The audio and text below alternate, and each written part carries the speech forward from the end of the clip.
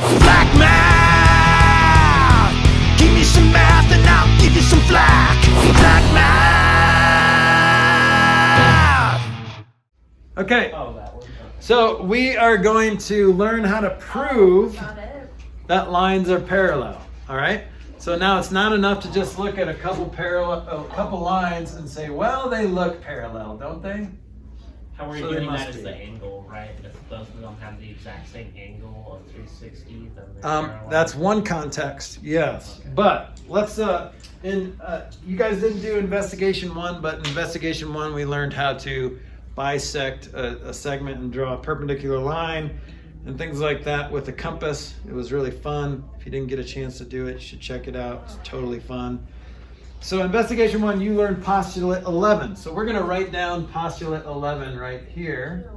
Postulate 11 says, if two parallel lines are cut by a transversal. So transversal is just a line that intersects two other lines. So in this case, this would be a transversal of those two lines. Okay? If two parallel lines are cut by a transversal, the corresponding angles are congruent. Okay, now corresponding, the word corresponding means like the same position. So if I was talking about that window, that one right there, right in front of Tanner, the corresponding window in my brother's class would be the same one, like the one on the right in that class. Does that make sense? Same position. So for example, if I were to label these 1, 2, 3, 4, 5, 6, 7, 8, I would say angle 6 corresponds with what angle up here? 2. It's like the upper right one, right? See how there's a cluster of 4 angles here, a cluster of 4 angles here? So there's an upper left, upper right, bottom left, bottom right. So 6 corresponds with 2. I don't know where that B came from. Corresponds with angle 2. So according to postulate 11, angle 6 is congruent to angle 2. Okay, and they look congruent, don't they? If those are parallel lines, then those are going to be congruent. There are a couple of acute angles. It's a cute pair. A cute couple. Literally, that's what that means. I'm still trying to fit in low key, but I can't. Can't do it. It's gotta be epic. Like low key, they kind of a cute couple. Okay. No. All right. When I use it, it's gonna be epic. Okay. Yeah, All right. You can. Questions so far? Does that make sense? So, what would correspond to angle 7? Angle 3, right? Because see how this is bottom left, this is bottom left. So those are so there's basically 4 pairs of corresponding angles. So there's 4 pairs of congruent angles. Okay. So far, so good? Sure. Yeah. All right, here's postulate 12. Oh, good. I like postulates. But also I just theorems. So same thing. If 2 lines or 2 parallel lines. No. Okay, this is cool. If just 2 lines, not parallel lines, are cut by transversal and the corresponding angles are congruent,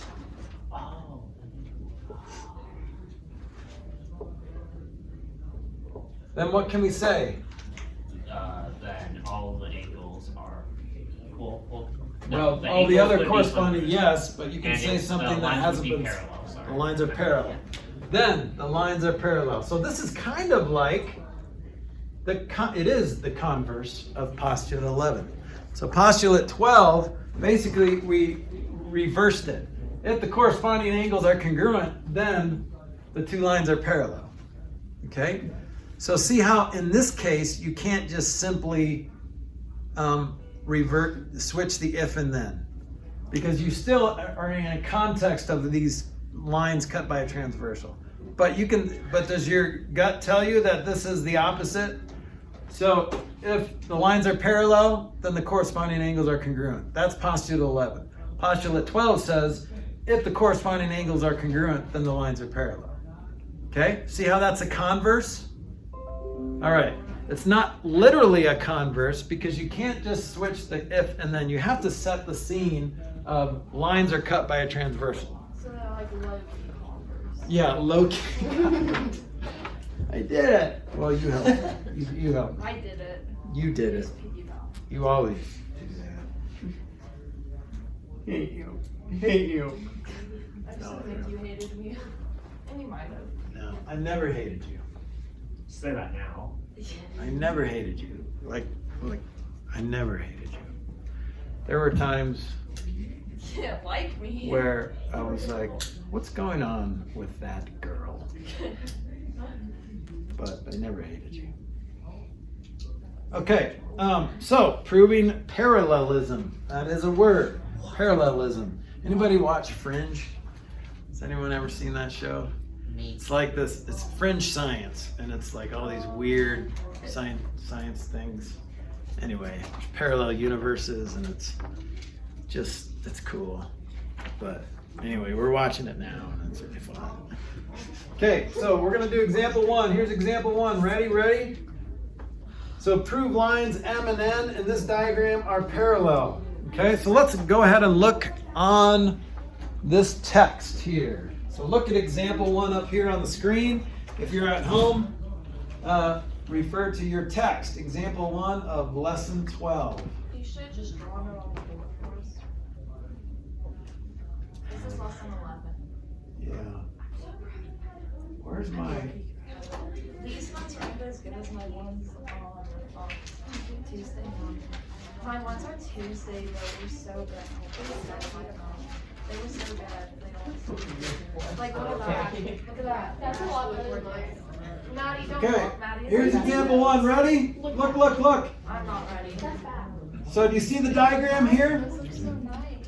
So can we say that these lines are parallel? Yes. Yeah. Why? Because Because there's they two look it. congruent angles. They do look like that, Tori. The transverse Oh, lines. because the angles match. Yeah, the So it's like- corresponding angles. So in a sentence, I could say these lines are parallel because postulate 12 says if the corresponding angles are congruent, then those lines are parallel.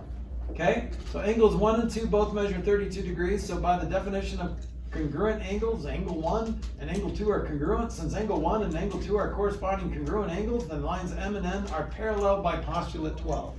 Okay? That seems like way too much information and way too detailed. Get used to it. This is what geometry is going to be. So you have to prove beyond a shadow of doubt, as if explaining to a child, like you're a lawyer in a courtroom. You have to prove beyond a shadow of doubt that these lines are parallel and they won't go to jail. Wait, they won't go to jail. So is that all for the lesson? No. Okay, that was just example 1. Let's prove, we'll go to example 2.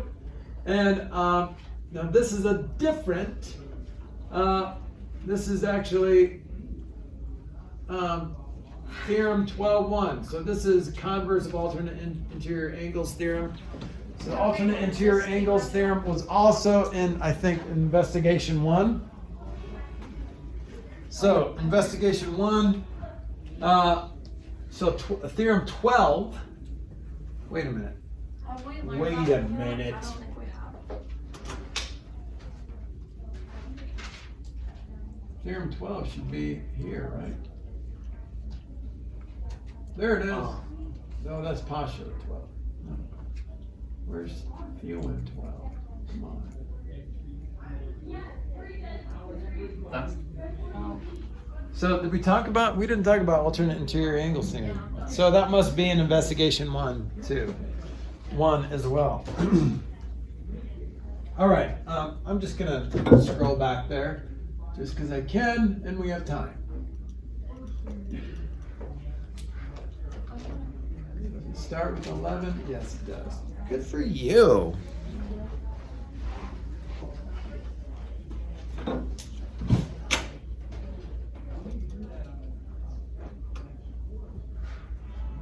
Do it. Do it. Okay, so there was an investigation, and I think there's like a lab, or I don't know, maybe the lab was what we did with the.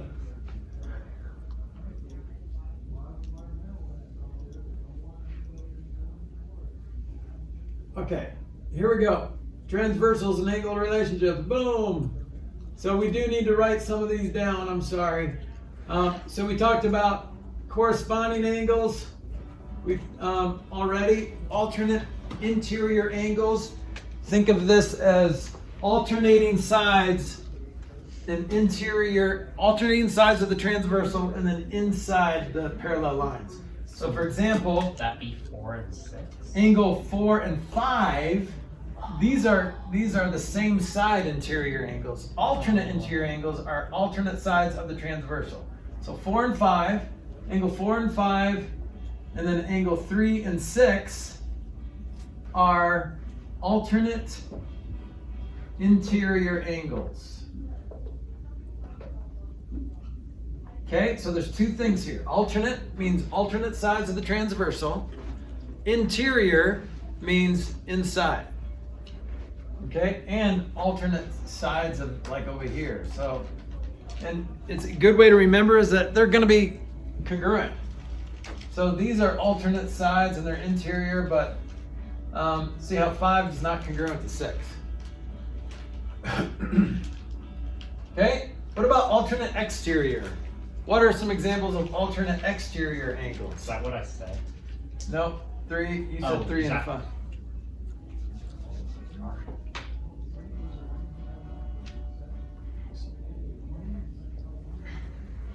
Four and 7? 4 and 7. 4 and 7, nope. So see how that's still inside the parallel lines? Oh. Which angles are exterior? Yep, Tanner? 2 and 7. 2 and 7 are alternate because they're on the opposite sides of the transversal and they're exterior. So 2 and 7, and then 1 and 8, right?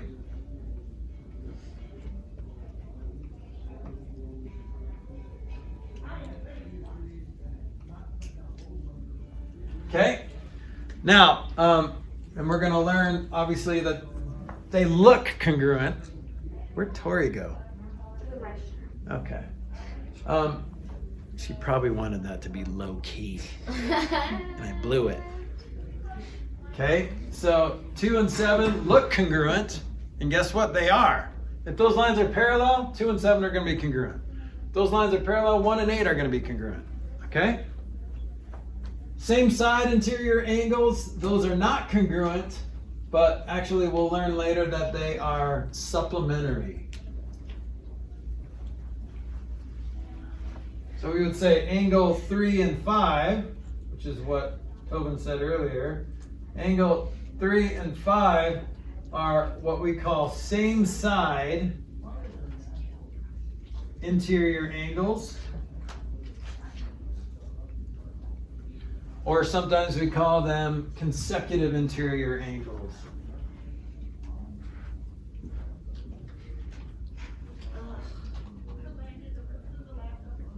Okay, what is another pair of same side interior angles in this diagram?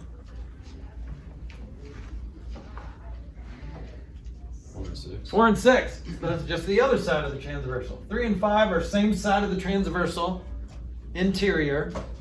4 and 6, same side of the transversal interior. Okay?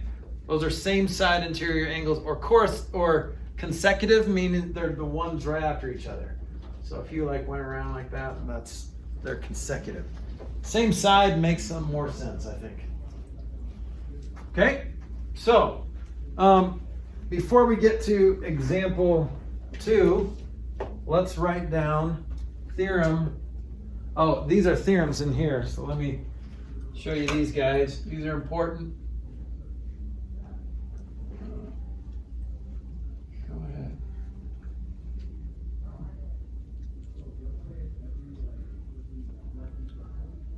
All right, so postulate 11 we already wrote. Corresponding angles are congruent. 10.1, theorem 10.1 says alternate interior angles are congruent. So theorem 10.1 says if two parallel lines cut by transversal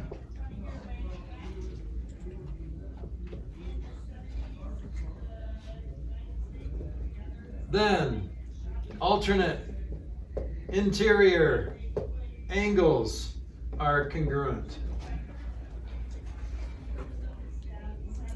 So that's theorem 10.1.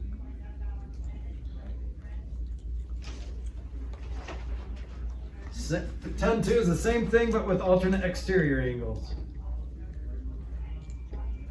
If two parallel lines cut by transversal, then alternate alt x angles are congruent.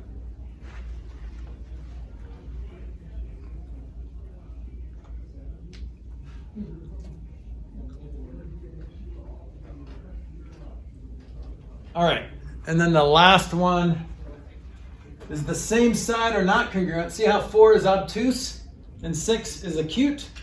But if you add those together, then they're supplementary. Okay? They add up to 180. So that's 10.3. Theorem 10.3 says if two parallel lines cut by transversal, then same side interior angles are not congruent, they are supplementary.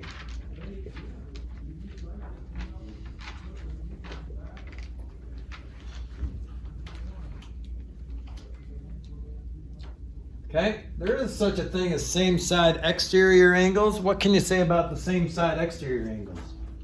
What do you think? Tanner? 1 and 7. Yeah, 1 and 7. What can you say about those? What does your gut tell you? How does 1 relate to 7? They're congruent. So not congruent. Oh, they're. Because see how that's really obtuse and that's acute? Oh, they're supplementary. Supplementary. So you could say that with the same side exterior angles too, but there's not a theorem that says that. There goes my Kleenex. Okay, so back to our lesson. So theorem 12. Oh, no. Shoot.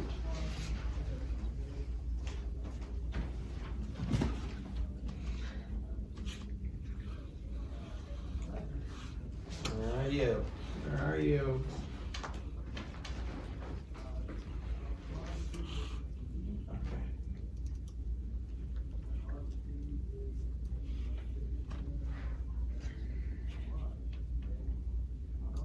Guy.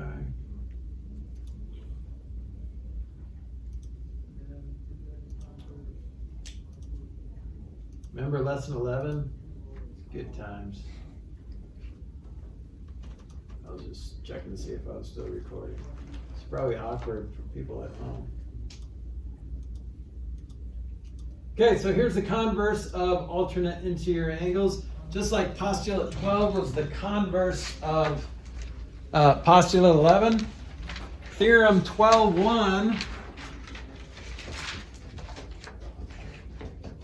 says if alt interior angles are congruent, then the lines are parallel. So I didn't put all the beginning reference stuff, like if two lines are cut by a transversal, okay? But if two lines are cut by a transversal and those alternate interior angles are congruent, if 8 and 4 are congruent, then you can say that these two lines are parallel. All right, now your textbook is not going to draw lines poorly. So they're not going to try to trick you with their illustrations. So they're going to look parallel. But your job is not to say whether they're parallel, you have to prove that they're parallel. Okay? So you can use these reasons to say that they're parallel. Maybe you're just given that those two angles are 32 degrees. Well, according to postulate 12, which is the opposite of postulate 11 or converse of 11, you can say that those lines are parallel. All right? So that's theorem 12.1. Are you not gonna write it down on the board? I did, right here. So if the alternate interior angles are congruent, then the lines are parallel.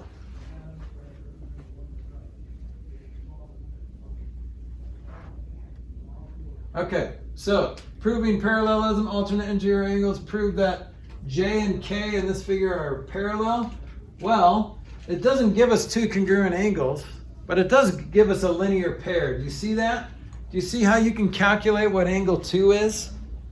How can you calculate angle 2? How do you know what 2 is going to be? Can you zoom in? Yeah. You would, because you know what the other side is and you know it's a straight angle, you Yes. would minus 180 and that Yep. would be 2. So that's a linear pair. So you could get 2 and then see how these are alternate sides of the transversal and their interior, so alternate interior angles are congruent. So 2 has to be 57. And since 2 is 57 and that's 53 is 57, then according to theorem 12.1, you can say that the lines are parallel. Why is there no theorem 11? The what? Theorem 11. Where does it say theorem? No, but we went from 10.3 to 12.1.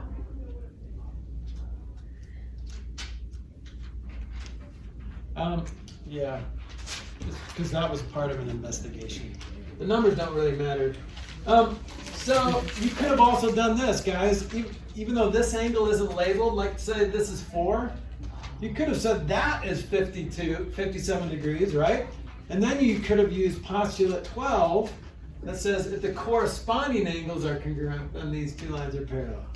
So sometimes there's more than one way to prove stuff.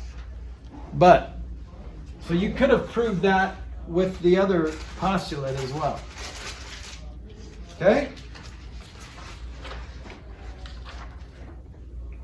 All right, we're approaching the end here. I liked lesson 11.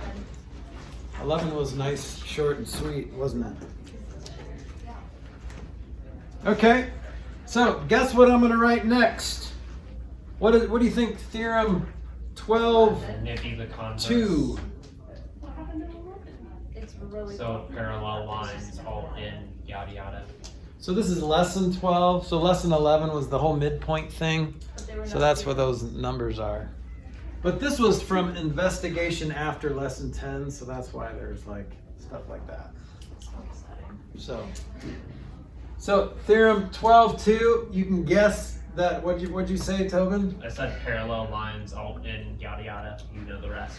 Yeah, if lines are cut by a transversal Yeah. and the alternate exterior angles are congruent, then the lines are parallel. So I'm just saying if alt x angles are congruent, then lines are parallel. So on a test, if you were to prove this, you don't even have to remember 12.2. You can just write this.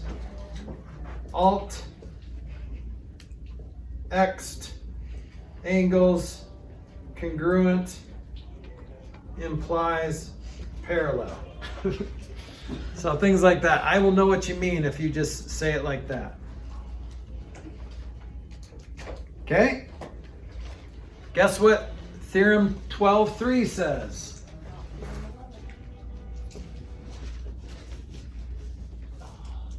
If, It would be interior instead of exterior.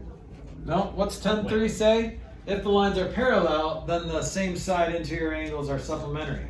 So let's swap that around. What do I say? If Supplementary angles then parallel. same side interior angles are supplementary, same side interior angles are supplementary, then what?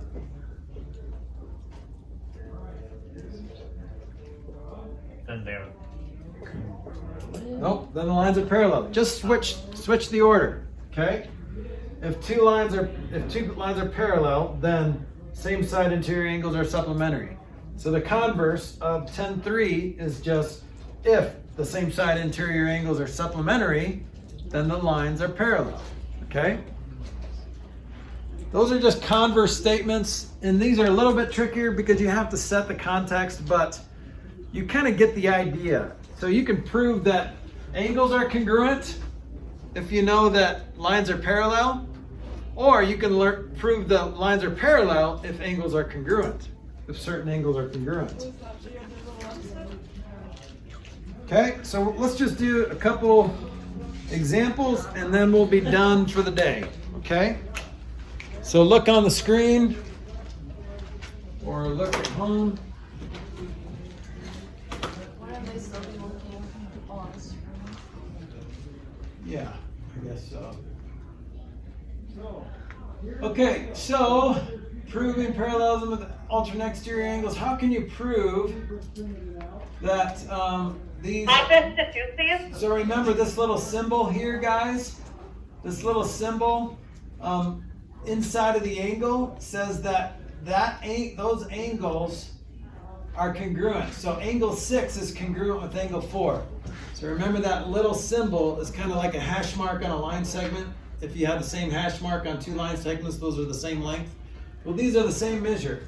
So here's what you know. 4 and 6 are congruent. So what can you say about lines P and Q? If these two angles are congruent, what can you say about these two lines, P and Q? Well, what does your gut tell you? They're parallel. They look like parallel, but now you know for sure that they're parallel according to which theorem? 10-3. No, just kidding. 10-1. 10-2. 12-1. 12-2. 12-2! Yeah. See, yeah, that's what you meant to say the Yeah, first I time, not accidentally the said seventh. 10-2. I really meant 12-2. Because what types of angles are 4 and 6? Oh, I don't know. Congruent? They are congruent, but Oh. what types of angles are they? Supplementary? They're not Wait, supplementary. sorry. No, think about it first. Acute. Acute. Parallel. They're alternate exterior angles. Do you see why they're alternate exterior angles? They are on Because 6 and opposite 1. sides of this transversal. The only line that's not like the others is the transversal. Okay, 4 and 6 are opposite sides of the transversal, and they're on the outside of the railroad tracks. So they're exterior because they're on the outside of the tracks, and they're on alternate sides of the transversal. So 4 and 6 are alternate exterior angles. Okay? What's the other set of alternate exterior angles? 7-1. 7 and 1. Okay? And here's some alternate interior angles, but we don't know anything about those. We don't know if they're congruent because it didn't tell us. According to this diagram, we know that 4 and 6 are congruent. And according to Theorem 12.2, if the alternate exterior angles are congruent, then the lines are parallel. Okay? So I know your gut tells you that P and Q are parallel. But you have to tell me why. They're parallel because you know that 4 and 6 are congruent, and if the alternate interior angles are congruent, then the lines are parallel. Yes. Can't we decipher all the other angles and then prove that all of the angles? If you had are actual congruent? numbers, yes. Okay. If you had the numbers, but you don't. See how you're just given that the angles are congruent. Okay, and then you could use whatever theorem you wanted to out of the 12.1, 12.2, 12.3, or postulate 12. Those are all the converse. If you're given the angle, then you can prove that the lines are parallel. So 12, 12, 12.1, 12.2, 12.3 will prove lines that are parallel. And then 11, 10.1, 10.2, and 10.3 prove that angles are congruent based on parallelism. Okay, so let's look at one more example and then we're done.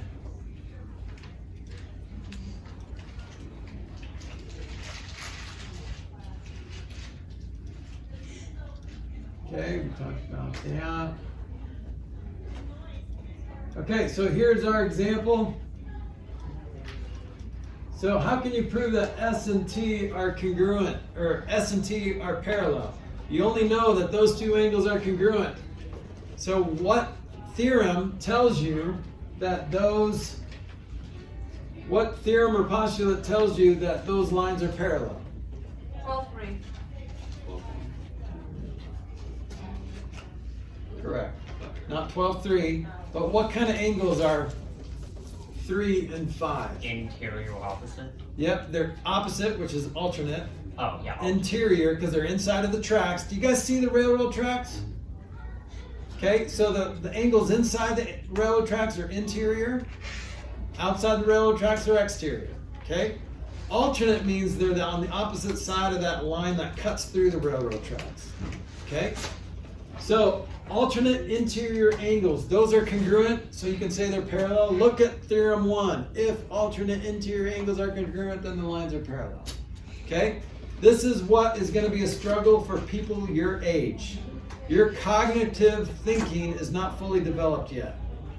That's okay. That's normal. That's why most high schoolers struggle with geometry.